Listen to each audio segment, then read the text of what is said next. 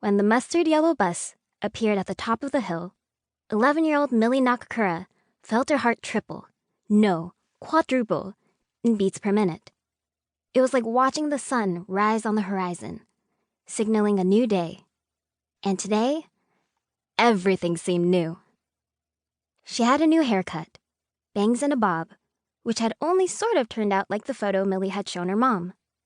She had a new pair of red Converse and a new backpack decorated in smiling pieces of sushi and rice balls. She had a new binder covered in all her favorite Pokemon, which she was certain would be a great conversation starter. How could anyone not think Alolan Vulpix was the absolute cutest?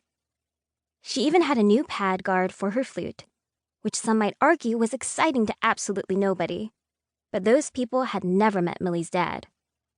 And most important of all, Millie was starting 6th grade at a new school. Her first school, really, because being homeschooled always felt more like home than school. Millie looked toward her parents at the front of the car. Her mom checked her hair in the mirror again and again. Her dad drummed his fingers against the steering wheel almost exactly in time to Millie's racing heart.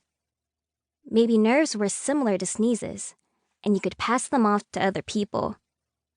Not that her parents had any reason to be nervous. None of this was new to them. They'd already experienced classes and teachers and best friends. A smile grew in the corner of Millie's mouth. Friends. It sounded like all the hope in the world bottled up in one tiny word. Millie could feel her face giving away everything she was thinking. She was worse than an open book. There might as well be a flashing neon sign above her head, because anybody in the world could take one look at her and know exactly what she was feeling. She hadn't been this excited since Generation Love released their second album last year. The fact that a new school could compete with the world's greatest J-pop group was kind of a big deal. Millie clutched her flute case in her lap. The silver Yamaha logo caught her eye, reminding her of all the arguments it had taken to finally convince her parents to let her attend a real school. She threatened to quit flute, though she wasn't sure the choice to quit was really hers at all. But it made her parents discuss their options, or rather, the only option. Brightside Academy, a K-12 magnet school for performing and visual arts. It was a compromise. Millie had to keep doing the one thing she hated in order to have the one thing she wanted more than anything. But maybe flute wouldn't be so bad at Brightside Academy. Band seemed like as good a place as any to make friends. And the chance to go to school and make friends was all she'd ever wanted. Most wishes were fleeting and forgotten, like shooting stars and fountain pennies. But some wishes stuck, permanently. And every now and then, when the planets aligned, and there was a full moon, and some otherworldly presence was feeling generous, some wishes could come true. Even the big ones. The school bus slowed to a stop next to the curb, and a flickering red stop sign appeared. Millie took a breath and reached for the door handle, freezing in terror when her parents did the same.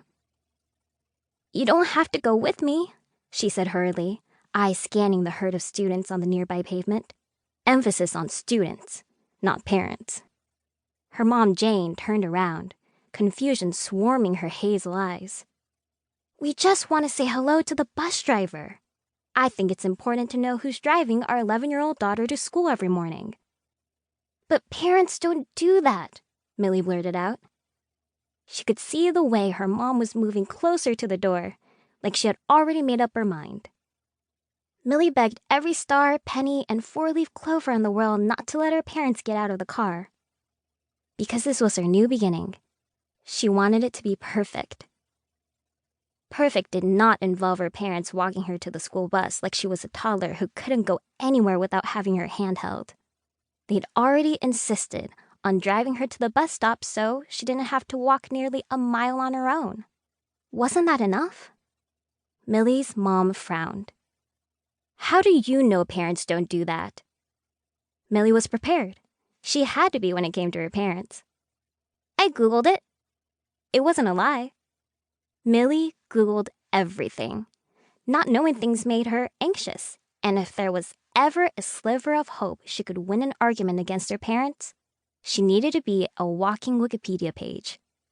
Her dad, Scott, turned to the side and shrugged matter-of-factly.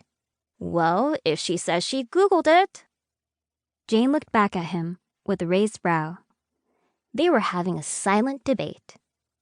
Millie's desperation grew as the crowd outside the window began to shrink. Please, I don't want to be late.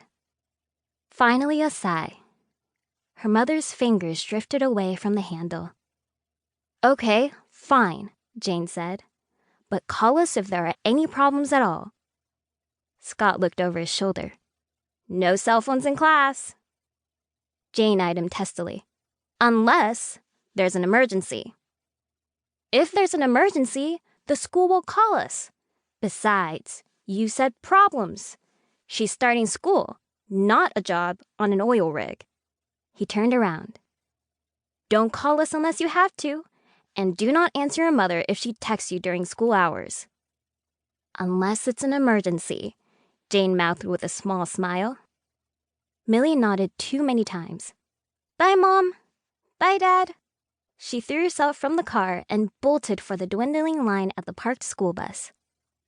She tried to pretend that her parents weren't watching her every move, even though she knew they would be, somewhere in the background. But at least they were finally in the background and not front and center for once. It would take her a while to get used to such a concept. Millie's heart thumped harder with every step she took up the stairs, down the aisle, and into one of the navy blue seats. And it raced the hardest when her eyes landed on all the new faces around her. Classmates, peers, friends. At that moment, the possibilities felt infinite.